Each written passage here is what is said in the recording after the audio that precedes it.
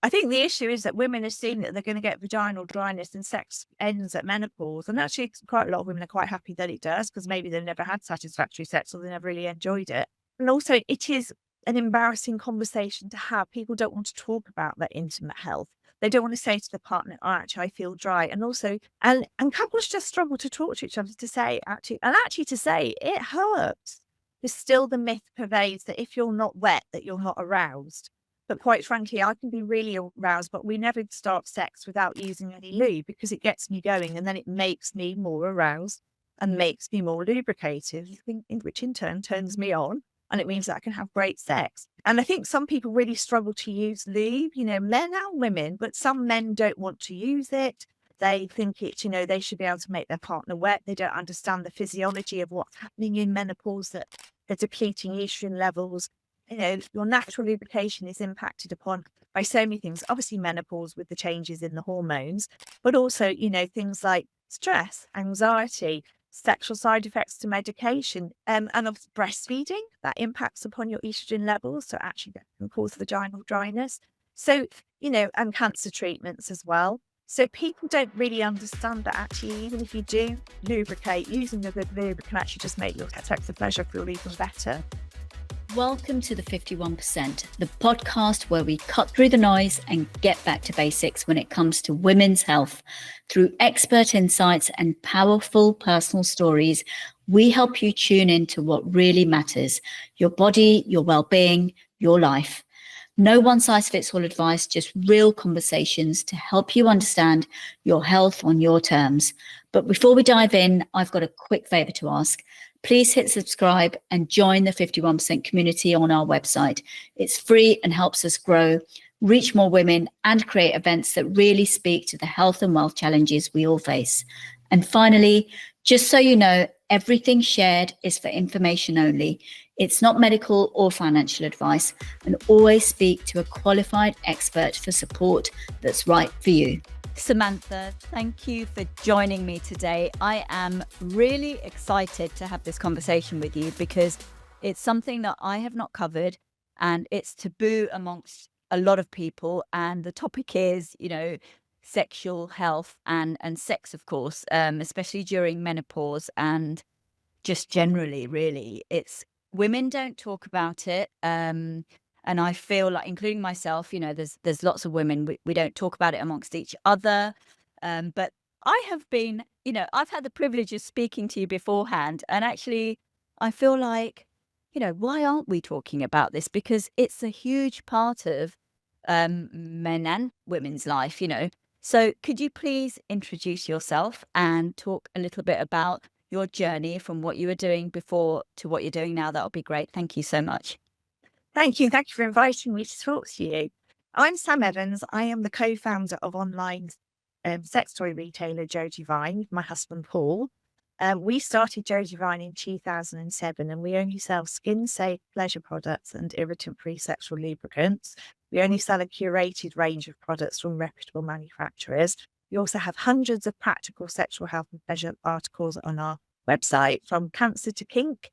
My background is nursing, so I use my nursing and medical knowledge to help so many people to regain their sexual function and reclaim their sex life, through cancer treatment, in menopause, post-childbirth, gynae surgery, people with erectile dysfunction, just to help people to enjoy good sexual health and pleasure.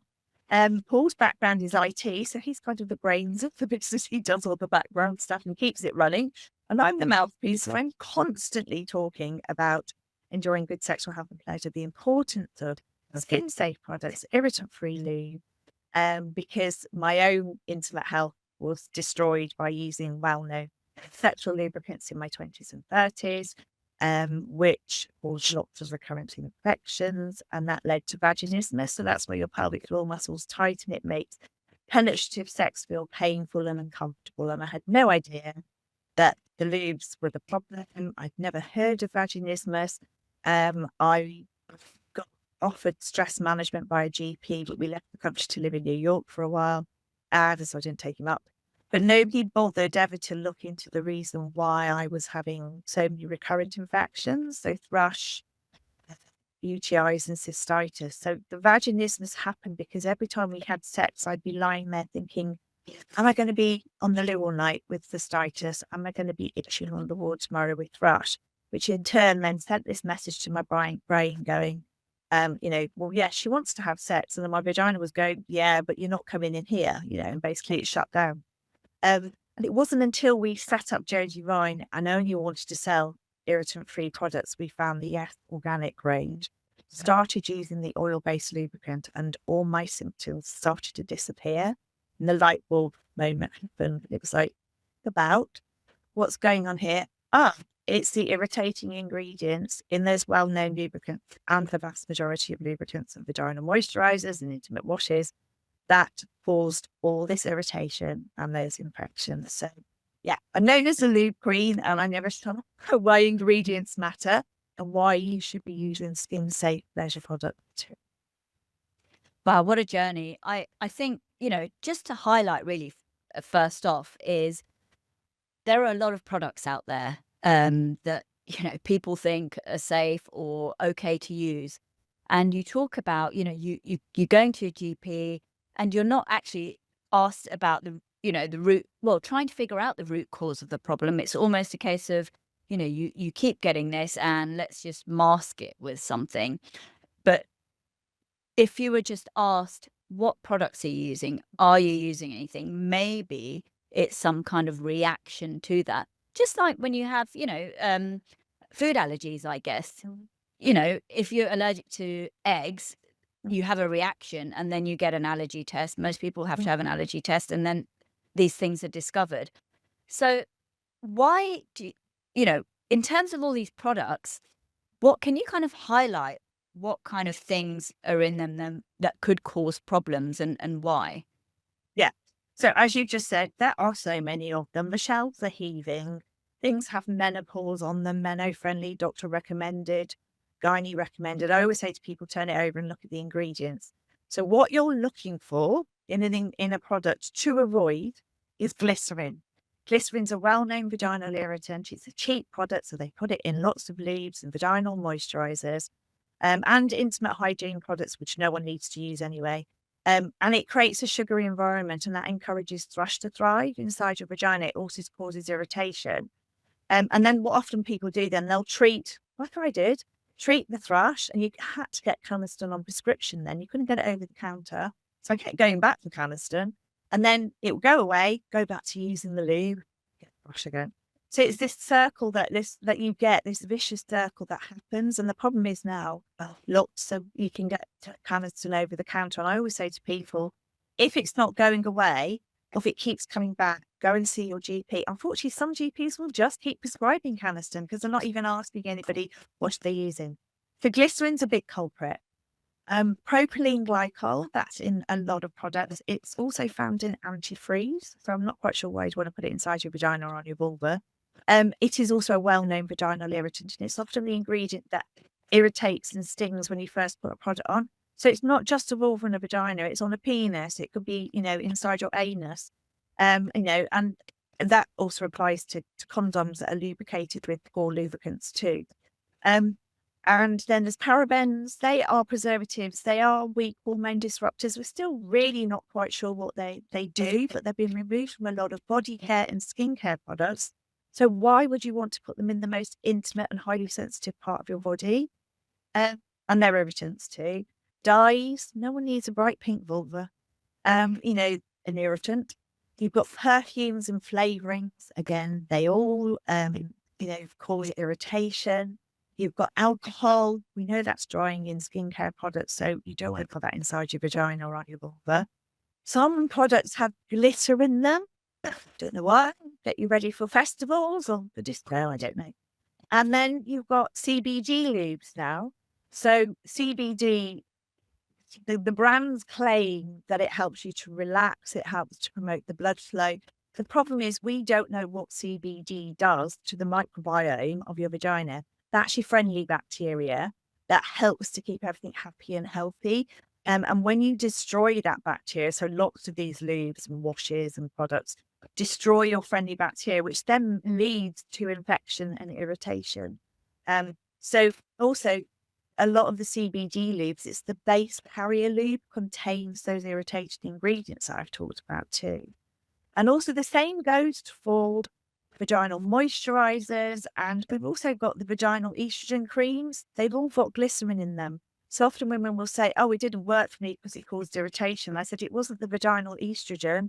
It was the base carrier cream that it comes in. So maybe try a pessary, and actually there's lots of different vaginal estrogen formulations you can try, and you can Google the GSM guidelines and it gives you a whole list of what your GP can prescribe you. But those are the ingredients. But there are other things as well. There's sort of like antibacterial ingredients. There's all sorts of stuff put into these products that actually were never designed to be used for intimate use. There are also vaginal moisturisers, including some on prescription, including the most well-known and most prescribed one, which contains mineral oil and palm oil. Now, neither of those products were ever designed for intimate use. Mineral oil is a byproduct of the petrochemical industry. It's basically what baby oil is. And then palm oil, again, it's an oil. And also we have an issue with palm oil farming, which is destroying the Amazon. But these oil-based products were never designed for intimate use.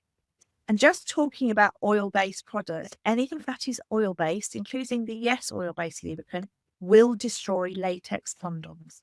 And people don't understand this. They don't realise they might not use an oil-based lube for sex, but they could be using a vaginal moisturiser that contains mineral oil or palm oil. And then we have all these vulval oils, these brands that are really expensive, and they claim, well, you only use it on your vulva, so it's fine. Well, actually, I would be really wary of that. Even if you're using the oil just on your vulva, there's a potential for using a latex condom that it can get onto the condom and it can destroy it. And actually, oils generally hang around for at least 24 hours inside the vagina and the anus. And yes, always recommend, if you're using it within 24 hours, be aware if you're using latex condoms. And I would apply that to all these vaginal moisturisers that contain oils and these vulval oils, even though they try to claim that they dry, so you should be fine. And can I just say, if you're in menopause, just because you can't get pregnant, you can still get an STI. So you do need to be using condoms if you're in a new relationship. This is really important. But and STI rates are climbing in the over 50s. Wow, I didn't know that. So, I want to kind of break the silence on sexual health and start having these kind of conversations on it, especially, during menopause. We know that when women are going through perimenopause and menopause, that, they really struggle with sexual health and, just having sex in the first instance. So first of all, why, I mean, you know quite a lot about this area. Why do you think there's an issue with having these conversations in the first place? I think the issue is that women assume that they're going to get vaginal dryness and sex ends at menopause. And actually, quite a lot of women are quite happy that it does, because maybe they've never had satisfactory sex or they never really enjoyed it. Or the sex is boring if they're in a long-term relationship. So I think, unfortunately, that myth pervades. I think they think there's nothing they can do about it. And what they'll do is they'll go and grab a tube of cheap lube off the shelf, something that they recognise, well-known brands. Or supermarket own brand, and then they'll use it, and then it actually exacerbates their genital urinary symptoms, or it causes thrush. So then they stop using it. And also, it is an embarrassing conversation to have. People don't want to talk about their intimate health. They don't want to say to the partner, oh, actually, I feel dry. And also, there's still the myth pervades that if you're not wet, that you're not aroused. But quite frankly, I can be really aroused, but we never start sex without using any lube, because it gets me going and then it makes me more aroused and makes me more lubricated, which in turn turns me on, and it means that I can have great sex. And I think some people really struggle to use lube, men and women, but some men don't want to use it. They think they should be able to make their partner wet. They don't understand the physiology of what's happening in menopause, that the depleting estrogen levels are affecting the health of the tissues of the vulva and vagina, that people aren't lubricating, and that actually using a bit of lube really helps. But I mean, lube's for anybody, 18 to 95, that's our customer base. Young women, teen girls who are having sex, I would recommend using lube too, because you're not always wet. Your natural lubrication is impacted upon by so many things. Obviously, menopause with the changes in the hormones, but also, things like stress, anxiety, sexual side effects to medication, like antidepressants. This time of year, antihistamines. So if you've got hay fever, and a lot of people take antihistamines in menopause. I do because I have itchy skin and I take them occasionally, and they dry up your natural lubrication, not just your nose and your eyes. It'll dry up your vagina too.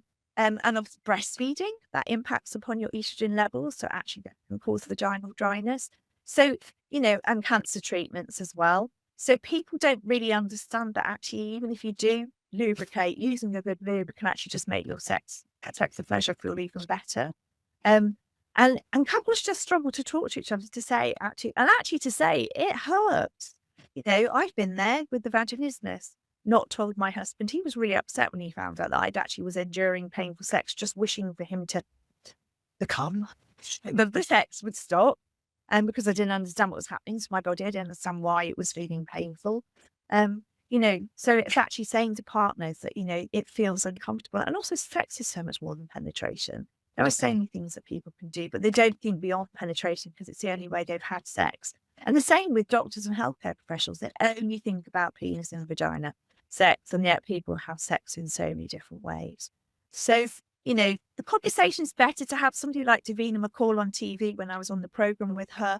They're rubbing lube. We both were rubbing lube in our, I've heard to say, oh, I thought the vaginal dryness was horrendous, and actually to have a big celebrity like her to say that. And then, after that program, obviously we sold lots. We sold out, but we sold vast loads of lubricants and continue to do so this day. So I think it's about dispelling those myths that you're having got to accept this stuff. And it's the same with things like pelvic floor dysfunction that can happen in menopause and incontinence, and the recurrent urinary tract infections. People don't understand that the estrogen protects your bladder, your urethra that you pee out of, your vulva and your vagina. So the reason why you're getting the irritation, the cystitis, that urgency, when you're having sex, it's actually irritating the UTIs. You need vaginal estrogen to help keep everything happy and healthy. Yeah, no, absolutely. I think it's such a big area that women and men, it's the two, whoever your partner is, okay, you really need to think about. And communication, like you said, it is key. If either of you are experiencing pain or whatever, obviously that's going to have an impact anyway. So in the end, it's kind of like, well, what's the point? Just don't bother then, really. Not to mean it in that way, but it almost is like, well, the point is people give up. People give up on enjoying sex, and then they actually don't even have the intimacy. They don't kiss and cuddle, or they're worried about kissing their partner or asking for a cuddle because their partner will instantly want to have sex. And that's actually not the case. But if you actually explain to your partner, don't get me wrong, not all partners are going to be sympathetic, but most partners are. They don't want to hurt you. Let's face it, painful sex is not pleasurable sex unless you're indulging in a bit of consensual BDSM and you like being spout. That's consensual. But actually, a lot of people aren't really consenting to this painful sex. They're actually having painful sex, and it's not consensual sex. So you need to stop, because also, if you carry on, you're just going to do even more damage, and you're going to be in so much discomfort too. And also, men in midlife have erectile dysfunction issues, but we never talk about it. A lot of women buy our sex toys because a partner has erectile dysfunction. Be that they've got heart disease, diabetes, prostate health issues, they may have cancer. They may have other neurological conditions that impact upon their erectile function. They may be experiencing stress, maybe on medication, and actually couples will buy toys to play together beyond penetration. And again, men don't talk about erectile function as well. So, good communication is key. And, a lot of people tell us, I'm having much better sex now, much more pleasurable sex because I'm using your really good lube. I've got myself a little sex toy. And we're having fun and we're having a giggle about it. And so if you use lube, then it means that the sex can last for longer. It feels more pleasurable, and then you're going to want to have more sex. And it's a nice circle. It's not a vicious circle. Yeah, I think I wouldn't state this as fact, but I'm pretty sure I read somewhere years ago that having a very good sex life prolongs your life, and it's actually quite healthy for, like, it really does great things for you. So kind of moving on to the well-being side of things, why is, um, good sexual health, like, and linked to overall well-being, and things like, as we know, when you're going through the menopause, or, just life in general, midlife, whatever stage in life you're at, things like stress and your hormones, how can this impact your libido, and how can you address that? Yeah, so basically, sex is so good for you. Masturbation's good for you. You don't need a partner. Solo sex. Lots of, my customers no longer have a partner. They may have died. They may be divorced. They may be between partners, and they're using their sex toys to masturbate with and to enjoy orgasms. And basically, orgasms are so good for you. They promote a sense of well-being. They release the feel-good endorphins that boost your mood, that can help you to relax, that helps with stress. It can help you to sleep better because it basically creates a sense of relaxation. And actually, often if you're waking up in the night, grab your toy or your lube and masturbate and have an orgasm, and it helps you drift back to sleep. It helps with pain relief. So I know I used to masturbate when I had really painful periods, and it would ease that pain.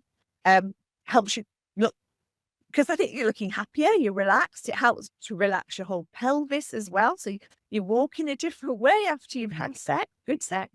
And actually for men, having regular ejaculation reduces the risk of prostate health issues by 22% because you flush out the prostate. And also having regular erections means that you're exercising the penis as well. So those erectile issues often don't happen, or they won't be as bad as they could be. And also by having masturbating and having sex, you're actually promoting good sexual health, and you're actually exercising your pelvic floor muscles too, but you're lubricating the vagina, and that keeps all the tissues happy and healthy. About vibrators, you use vibrations, they promote the blood flow to the tissues of the vulva and the vagina.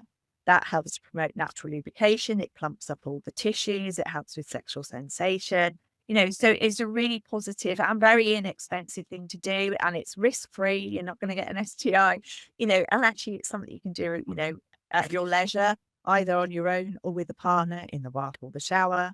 The problem is a lot of women with this libido, everything hits you in menopause. So obviously the impact upon the hormones. So obviously, if you can take hormone replacement therapy, that can really help. A lot of women think that testosterone will be a quick fix for their libido. And actually, for some people, it will. But actually, libido is quite complicated. It's not just about having your hormones. It's about looking at your life. We've just talked about having busy lives, looking after children. And my kids are in their 20s, still need us. Though they don't live with us.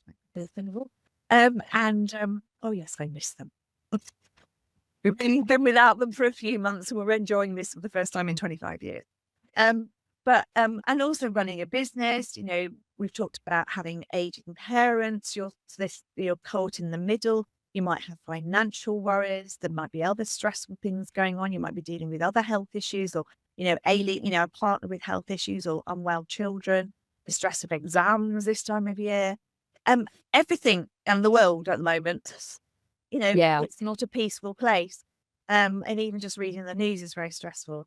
And, if you're that stressed out, you're not going to feel like having sex when you fall into bed at night. And also, the thing is, if you've got night sweats, if you've got, you're having hot flushes, achy joint, you're having disturbed sleep. We know that when you have a better night's sleep, that actually you enjoy better sexual satisfaction. But getting a good night's sleep in menopause can be quite difficult. So I take magnesium, and that seems to help me. But there are so many things about libido that it's not just a quick fix. And I think there's lots of products we've talked about out there that people say, yes, take this supplement, this will boost your libido. Well, it might do, but you need to look at everything else going on in your life as well.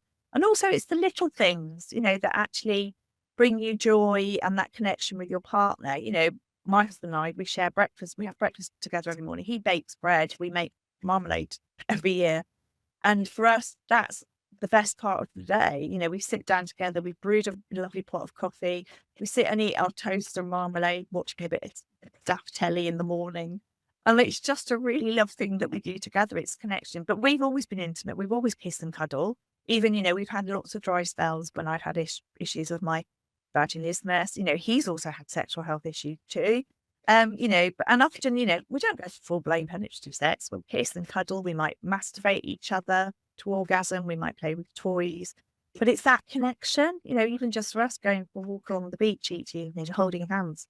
It's really important, and people lose that connection with each other. And I think libido is not a quick fix. And it is really frustrating, obviously, for a lot of people when it hits you. It hit me in about 45 in perimenopause. And I realised I wasn't really in the room when we were having sex. And then it was kind of like, I need to do something about this. So you sort of upped our sex game, really. And I got a little bit more adventurous with sort of using toys, even though I had a company. That's how I was toy. You can become quite complacent, and I think that you sort of let things go. And once you've stopped having sex, sort of that intimacy, it's very easy to let it go, and it's quite hard to get it back. So it's just those little things, a little smile across the room, leaving somebody a note, sending them a WhatsApp, a cheeky sex, message or something. It's all those little things that actually can really help to keep that spark alive. And some people will find that for years the spark disappears, and then it will come back slowly, and it can be even better because they've actually explored new things to try, and they're actually talking to each other for the first time. And maybe, if their financial worries might have disappeared, their kids have left home, they've actually, that part of their life is slowly, is less stressful. And they've got more time to have sex because I've got kids in the house stomping around. Oh, yeah, absolutely. So I guess it's, looking at it from a case of, it isn't just about having sex, it is almost like looking at it as a overall holistic, point of view, really.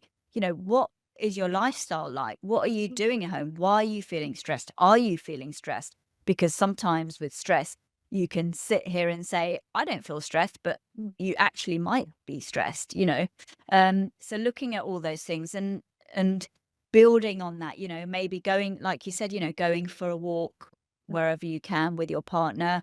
And all these little things can add up to leading you to have a better sex life, I guess. Yeah, definitely. And it's things that bring you joy and happiness and just that connection, really. Because I think throughout your day, as soon as you wake up, and I'm guilty of this, turn on your phone, you look at the news. These are called micro stresses. And actually they happen throughout your day. And you could be going along merrily, and then you read something, or you hear something, or you see something, and suddenly your stress levels go up. And that happens all the time. But yeah, there are so many things in people's lives that, it's really hard. If you know you've got a pile of washing to get through, you're saying about going to turn you on and put you in the mood for going and having sex later, or you're just worrying that you've got to go and do supermarket shopping, or but yeah, do online shopping actually. But I hate it. It's weird. It's a thing that really stresses me out, and it sort of that can really make my mood really like in the supermarket. Yeah. We've all got our own thing that actually suddenly your mood can change. And yet actually the nicest of things, like this morning I saw a woodpecker, and it was like, oh wow, he was on the telegraph pole, and I just looked at it, and it just made me smile, and it just was nice. All those lovely feel-good endorphins just flooded in, and getting back into nature, which a lot of us did during the pandemic as well. Even if you've got a bit of a green space near you, or you get out to the park, or just walk around the block, just to help your mood, that can make such a difference. Yeah, look, talking about COVID, actually, for me personally, don't get me wrong, there were moments, because I had all the kids at home as well, right? Yeah. But I just felt quite at peace, almost as if, I don't have to, kind of, I don't know, everyone was kind of closed in. And I was privileged enough to have a garden. So that was almost like, I could go in the garden, and we had some great weather, which was almost kind of We did, weird. yeah. weird and miraculous at the same time. But I felt quite relaxed in a weird way. Mm. And I don't know why that was. It was almost as if, the world has switched off, and it's almost like I feel like I can switch off for a bit as well. You're right. Actually, we were living in Tunbridge Wells then. We're now down on the Thanet coast, and we've got a tiny garden. But honestly, we sat out in it all the time. But also for us, the planes stopped going over. Oh, yeah. So it was quiet. I mean, we live here now, and there aren't any planes, so it's fabulous. But the planes, it went quiet, and the skies were empty, and we had all the children at home. The boys were doing their A-levels and GCSEs. It was really stressful. Our daughter had to move back home, having only just moved to London. But actually, we were very fortunate to have a house big enough that we all had our own space and a little garden. And we made pizzas and sat in the garden, and, sort of, it was actually quite nice family time. And, it was a stressful time for us because the business, everything went quiet.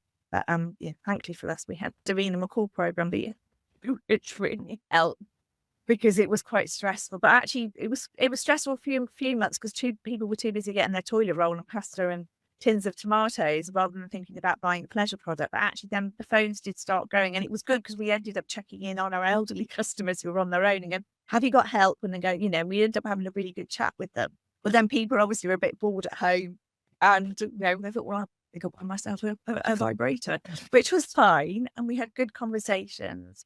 But you're right. I think things slowed down, even though obviously it was such a terrifying time for so many people, and things really did slow down. And I think it's really important that you do that. I'm starting to learn that, to switch off the chatter in my head, because also that impacts on your libido and this constant chatter, and just sit and enjoy the peace and quiet.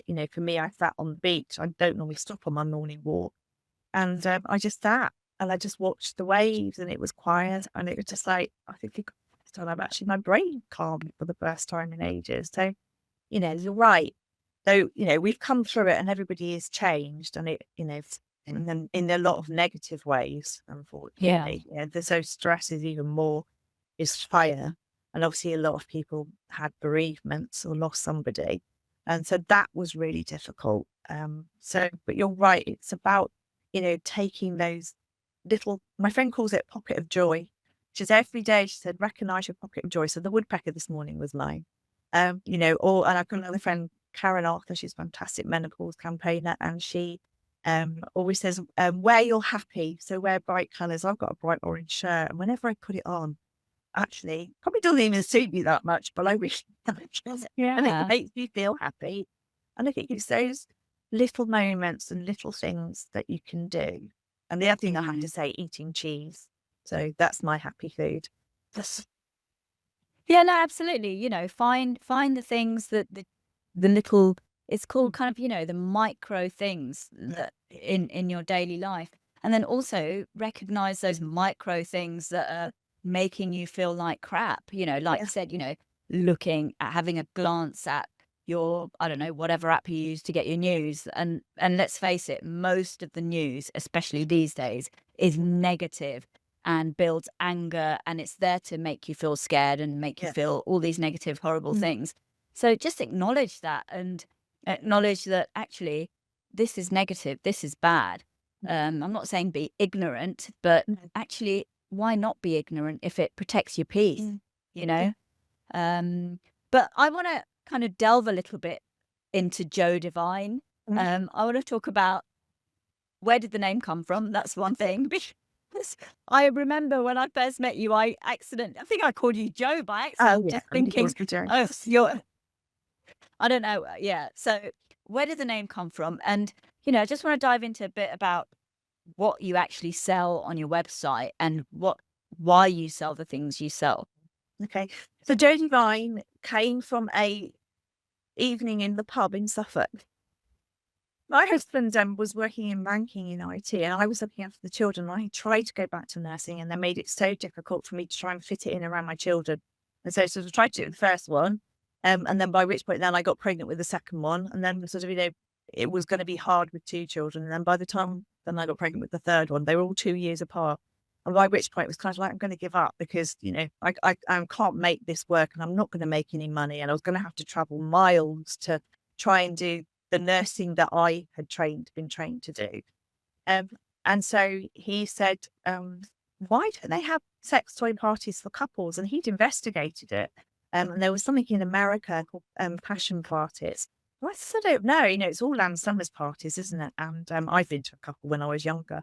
And then we tried sex toys years ago, both made from horrible materials, both of which gave me thrush.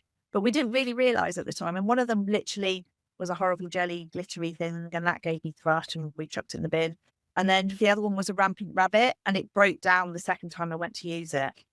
So we sort of kind of gave up on sex toys. But at that time in 2007, there were new products coming to market, luxury brands. There was Lalo and Fun Factory. So Lalo is Swedish and Fun Factory is German. And DS products, I think, had just been launched a couple of years before. And my husband had this idea to have parties or have a website or something to sell skin-safe toys and these lubricants that we knew were good, but we didn't really understand why they were good. And we knew that they had natural ingredients. And so basically we started off really small. We had adverts in women's magazines. So we were actually, Paul Charles is in a Menopausal Woman and wrote advertorials for Woman and Home and Good Housekeeping and Yours magazine. So then we got women of a certain age who were reading those magazines, persuading them that they needed a sex toy. And then we realised when we were talking to them that a lot of them were buying the toys for health issues.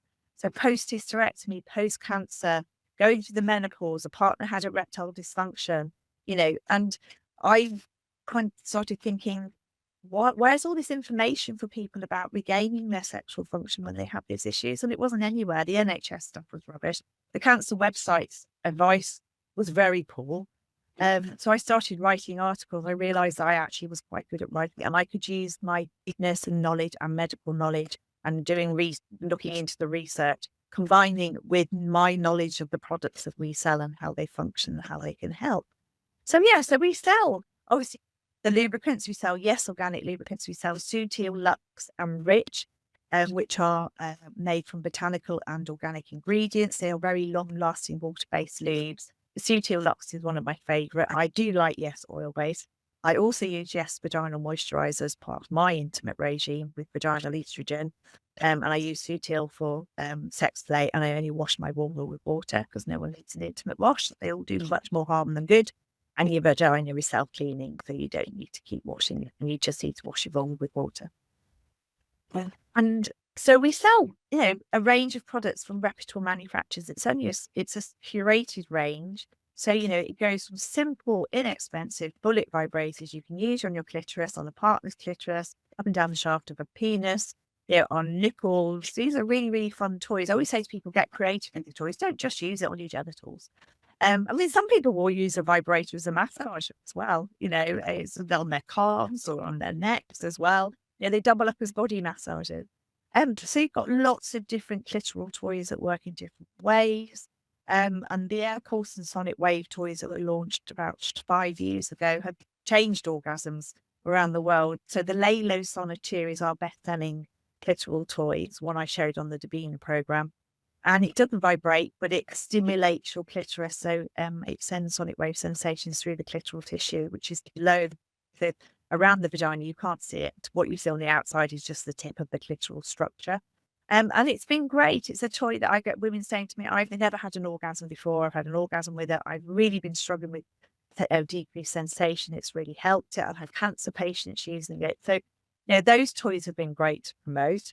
And there's toys that mimic oral sex with a little tongue and, flicky tongues, and you've got things that go round and round, ball bearings that mimic the sort of oral sex as well. You've got toys, you've got rabbit toys. Obviously, they offer jaw stimulation both inside and out. We do not sell the rabbit because it's not made from very good materials. And obviously, plastic vibrators, you just a basic vibrator. Obviously, anything, plastic vibrators, you can use them internally and externally on your clitoris too. And then products for partners, so constriction rings for men to enable them to maintain and sustain their erections. Masturbators for men, so masturbatory and vibrators for men. that they can use to actually help to promote an erection, to offer sexual sensation that couples can play with together. And we also sell like the bath mate, which Hydromax, which is a pump that uses warm water in the bath or the shower, and it promotes erectile function. So we recommend that as an exercise to prevent erectile dysfunction. So you need to exercise the penis. It's like a muscle, and you need to make sure that you're exercising like we exercise our pelvic floors. I mean, obviously, men and women have a pelvic floor, and we all need to be exercising those. So there's lots of different toys, but we only sell skin safe toys. They're made from skin safe silicone, glass, metal, ABS plastic. These are all non-porous materials, which means that they don't absorb bacteria. You can clean them properly. They don't degrade over time. So toys made from jelly, latex and rubber, highly porous materials. They absorb bacteria so you can't clean them. They leach out chemicals. They degrade over time, and they will degrade with some lubricants. And it's often those things that people are using that are inappropriate, like baby oil, cooking oil, and things out of the kitchen and bathroom cupboard that have never been designed for intimate use. And often with the jelly toys, they will perfume them to conceal the smell. So you have to be really careful where you're buying your toys from. There are lots of fake products online. And you need to make sure that it's actually a proper silicone toy, which is why buying from a reputable retailer like Joe Divine, you can call us, you can email us, you can DM, and you should be able to do that with a retailer. You should be able to get in contact with them. We have an online presence where, I'm on social media, Sam Talk Sex. We also have Joe.Divine. We're on Facebook. We're on Twitter at the moment. But you can call us. There's an email address. You can DM us. So this is really important that you do buy skin safe products. And just going back to the glass toys, they are made from borosilicate glass, which is what Pyrex dishes are made from. So that is completely non-porous. But if you do drop your glass toy and it chips, you do need to throw it away. And the metal toys are made from stainless steel, surgical stainless steel, which is what surgical instruments are made from. So metal and glass toys also can be popped in your dishwasher, so you can clean them in that way too. But toys, we say to people, we've got cleaners, but also we say to people, just wash them in hot, soapy and mild soapy water. And actually one tip with the silicone toys is to dry them with a hairdryer, because it stops fluff attaching to it. And then store them in a sock in your drawer, or have a little bag or something. So Wow.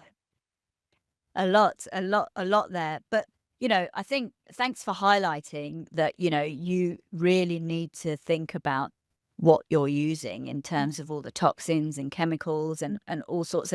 And not many people are aware of this. They think it's just a sex toy or just a lubricant or whatever, and assume that it will be okay.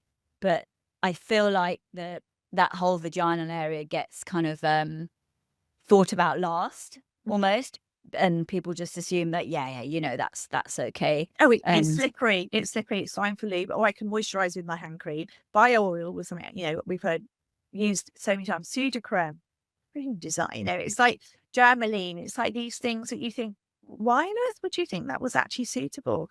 But the thing is, I say to people, if you think about what you eat, what you put in your skin, hair, and body, think about what you're using intimately, and you need to think about that more. The problem is, people don't think about it until they have a problem. So they've got a bit of vaginal dryness. They'll grab the cheap lube off the shelf, or they'll get something out of the bathroom or kitchen cupboard and go, oh, well, it's slippery. That's fine. I can use it. And and then actually it causes more problems too. I forgot to say as well, we're one of the few retailers that actually has a catalogue, the Joe Divine catalogue, which goes out with every parcel, and the parcels are all discreetly packaged as well. It only has your address on it and a return address, which is a PO box, and it actually says Wholesome Trading Limited on it, not Joe Divine. We've been doing this for 18 years. We know what we're doing. And your details are all stored securely, and we don't share stuff, and we don't email out, without you being on an email list. And we certainly don't post out anything unsolicited. And then the other thing, which I'm really proud of, we have the Joe Divine health brochure. So this is given out across the UK in the NHS and private practice by so many healthcare professionals. We created it 10 years ago at the request of our local hospital in Tunbridge Wells by consultant gynecologist and pelvic health physio, and my friend who was the gynae ward manager. And they were sending patients to Ann Summers to buy a sex toy after they'd had gynae treatment, be that, a hysterectomy, or they'd gone through gynae cancer treatment. but they weren't quite sure what people were buying and what they should be buying. And we said, well, we'll create you something. This little book's grown, and it contains slim sex toys, clitoral stimulators, silicone dilators, a handy little gadget which actually prevents deep penetration. It's a set of 4 rings that's worn on the penis, and obviously the lubricants too. And I'm always amazed when I hear, where it's actually been given out. It always makes me feel really happy when I go, oh yeah, no, I've been given that. Or when someone phones and said, oh, I can't believe it. Somebody, my nurse gave me this and opened up the conversation. And I was amazed. I'd never even thought about using this toy. They also have some of the products they keep in clinic to show their patients, because it dispels the myth, of using a sex toy. They all have this little toy, which is the Joe Divine Immy. And I think it's quite good to get that into the hands of patients, to say that the world's moved on from the rampant rabbit, and actually is as a tiny little toy which really can help you regain your sexual function and enjoy pleasurable sex. So yeah, I am really proud of the health brochure. And the fact is, being a former nurse, that I'm getting healthcare professionals to talk about sexual health and pleasure. We work with some brilliant healthcare professionals. There's lots of pelvic health physios, but and I also work with lots of cancer charities too, and also I've helped quite a few update their sex advice on their website. And I've been part of a podcast too, just done one with breast cancer now, which is coming out soon. And I work with menopause and cancer, and Overcome, Women Cancer Support, Peaches Trust, Trek Stop, vulval cancer awareness. And I think, just having this conversation can really, really help, because I think a lot of people, it's not addressed. Healthcare professionals are part of training. Wasn't ever part of my training, still isn't part of training. I'd love to stand in front of med students and wave around sex toys and give out lube. To get them thinking that your patient's a human being too. And actually, lots of people will say, oh, I can't believe it. My doctor started talking about it, but it was great. We had a really good chat. And it was done in a professional manner. Like the way I speak, I think I speak in a professional manner, but I make it fun and informative. And by the time you've actually thought about what I've said, I've moved on to something else. So you don't really have a chance to get embarrassed. And I think that because it's practical and it's informative and I'm matter of fact about stuff, then I think that makes a difference, rather than me sitting here going, oh, I'm talking about lube, vaginal dryness. And, I think it's just another part of our body. But it's not addressed in healthcare, because there's so many barriers for healthcare professionals. They don't know what to recommend. They're uncomfortable. They have their own subjective views of who should and shouldn't be having sex, which drives me potty. They don't consider sex beyond penetration. They don't know much about the LGBT community. They don't know much about how people with disabilities enjoy sex. They assume people in wheelchairs don't have sex, and they have more sex than we do because they're more adventurous, and they explore so many different things. And I think that if you actually acknowledge that, ask your patient, are they type of sexual activity? This is why the STI rates go up as well, because the doctors are assuming that maybe their elderly patient has got a UTI. They haven't even asked them, are you having sex? Or and then that patient might think, oh, do you mean penetrative sex? No, but they could be doing something else that is actually exposing them to an STI. So it's actually about thinking about outside the box, their training. So yeah, the health brochure, I love it, because the healthcare professionals say it just makes it easier for them to open up the conversation. They feel more confident. They signpost people to me and to Joe Divine. They know there's a reputable website that they feel happy and signposting their patients to, and they know that it's probably something they don't have to talk about. It's a bit of a relief, which is good. So we're supporting the NHS in that way, which is good. And I love it, because I used to be a nurse, and the fact is that I'm helping healthcare professionals, give better care to their patients. No, that's fantastic. I think, given your background as well, and you're doing all this other work, it's not just, you've just set up this e-commerce website selling what you sell. There's more to it. I was going to say, is that all you do? Isn't there anything else you do? Yeah, no, probably. I mean, the health stuff just sort of evolved out of what we were doing, writing the articles. The frustrating thing is that Google suppressed adult websites. So we've got hundreds of articles, and we now find that our traffic to our articles has really gone down. And it's frustrating, because we know that helps the NHS. We're not the only website that's experienced this, and we are currently all looking at this. and also advertising stuff as well. On Instagram, I've been, I was suspended several years ago with a whole load of other people doing all sorts of things. Art projects and pole dancers and pelvic health physios. It was ridiculous. I got reinstated, but every so often I get my poster flagged, things like even a picture of dilators and lube, and it'll be flagged, it's about cervical screening tests. A post about HIV testing. There's nothing sexual in it. The words as well, the words are censored. So vulva, vagina, clitoris. My friend, I've just bought one of her t-shirts and it says on the front, these are not bad words. And on the back, it says vulva, vagina, clitoris. But they are censored on Instagram. And again, people say you should advertise. You can't advertise sex stories on Instagram, and on Facebook. People don't actually understand about the censorship. And it's really quite frustrating because you're actually just talking about people's sexual health and pleasure. And there's so many horrendous things out there that are allowed and, that actually are really detrimental to your health, not just your sexual health and pleasure. So it is frustrating. I mean, all our growth is organic, apart from advertising in magazines several years ago. We haven't done that for years. It's word of mouth. People actually talk to you and say, do you know about Joe Devine? But people can only find us if they Google, and we don't come up on a Google search.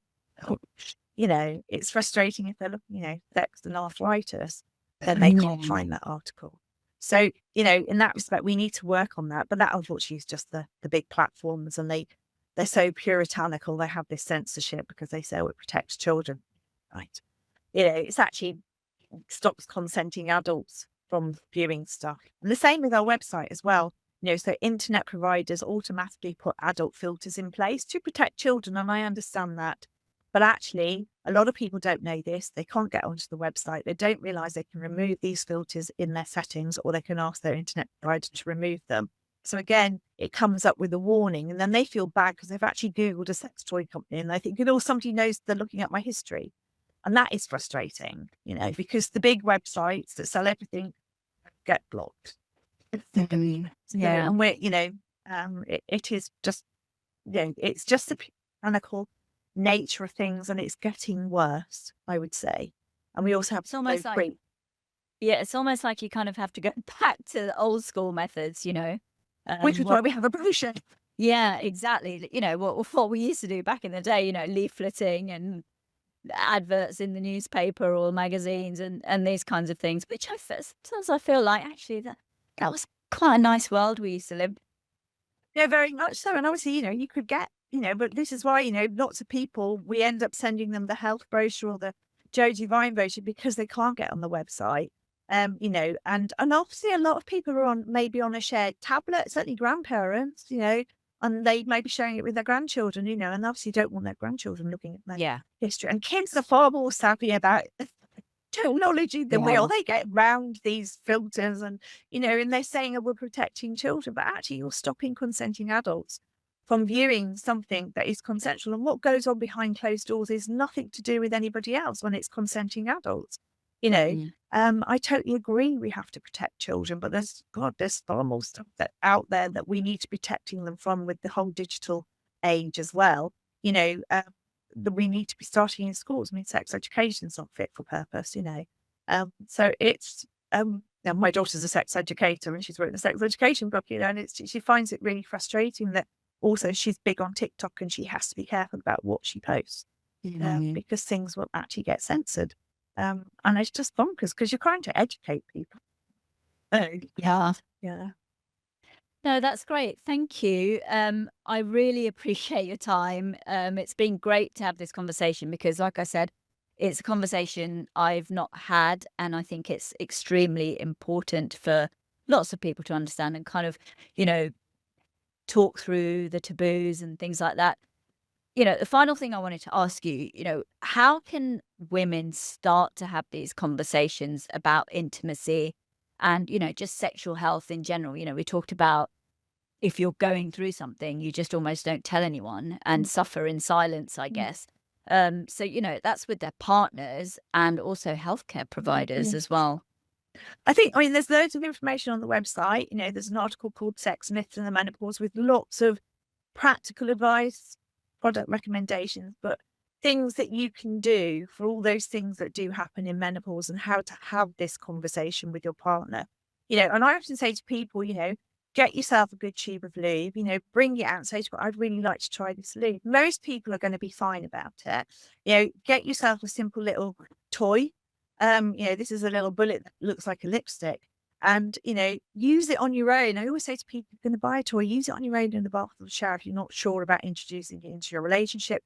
And then introduce it into your relationship. I'm not being funny. If a man's got a problem with that, then there are bigger issues going on in the relationship. But most partners, male or female, will be happy to play, with toys, but also ask your healthcare professional. I know it can be quite difficult. And my frustration is when the healthcare professional's embarrassed, but actually ask them. I know a good healthcare professional will say, well, actually, I don't know, but I think I can signpost you to this person. Or actually, I've got this leaflet here. But actually ask them, what you can do and question them if they don't bring up, if you're having a hysterectomy, saying, well, what about sex after a hysterectomy? Because I know it's the one thing that we get asked about the most. There's no guidance. There's nothing from the Royal College of Gynecologists. They haven't got any guidance on that or surgical menopause. And it's the one thing I get asked the most about. And I don't understand why, we're whipping out people's reproductive organs and we're turning them away. We're not even telling them about their pelvic floor. And we're certainly not telling them about, how to enjoy pleasurable sex. And so, you have to have the confidence. Actually, often if you start having a conversation with a friend, you will probably find they're going through a similar issue. And then you'll get a group of friends. There's bound to be somebody in the group who's uncomfortable. But, I found that, that you often find that one person will talk to another person. She says, oh, yeah, and I've actually recommended that lube to her because she said to me she was having all these problems. I think a lot of us are within the menopause community are slowly spreading the information because we found what works for us. And then a lot of people are gaining confidence in talking about more doctors I've noticed in the last 10 years are talking about sex. I never saw menopause and sex being talked about, but it's being talked about now and it's brilliant. And I work with brilliant menopause doctors who are more than happy to talk to their patients and actually ask their patients, well, how are things? If you have vaginal dryness, is sex pleasurable or is it painful? They're actually, rather than just saying how's sex and people go, yeah, it's fine, because they don't want to tell you. So I think, and also for me, I'm going to carry on educating healthcare professionals. I did a talk for a huge group of pelvic health physios on Monday, and already I've got 12 of them have contacted me for our brochures and samples. So already that's 12 physios that are seeing so many different patients. So we're now going out and having that conversation. They're a very proactive group of professionals anyway. They're one of my favourite groups of professionals because they do such brilliant work. Lots of women don't even know they exist, and yet they can actually really help you with your pelvic health issues. But it's just those little conversations that you end up having with people sometimes that, can trigger that conversation. And if you talk about it in a professional way without being embarrassed, then you can actually say to them, well, have you tried this? And you can do this. And they go, oh, actually, I didn't know that. Thank you. I'm going to go back and talk to my GP. Well, actually, I will buy that lubricant. Yeah, I'm actually going to talk to my husband. It's like that micro conversations can make such a difference. But don't get me wrong, there'll be people out there who will still struggle. But, you can call us at Joe Divine. You can email us at customer service. You can DM me on Instagram and on Joe Divine's Instagram. And you can contact us through Facebook.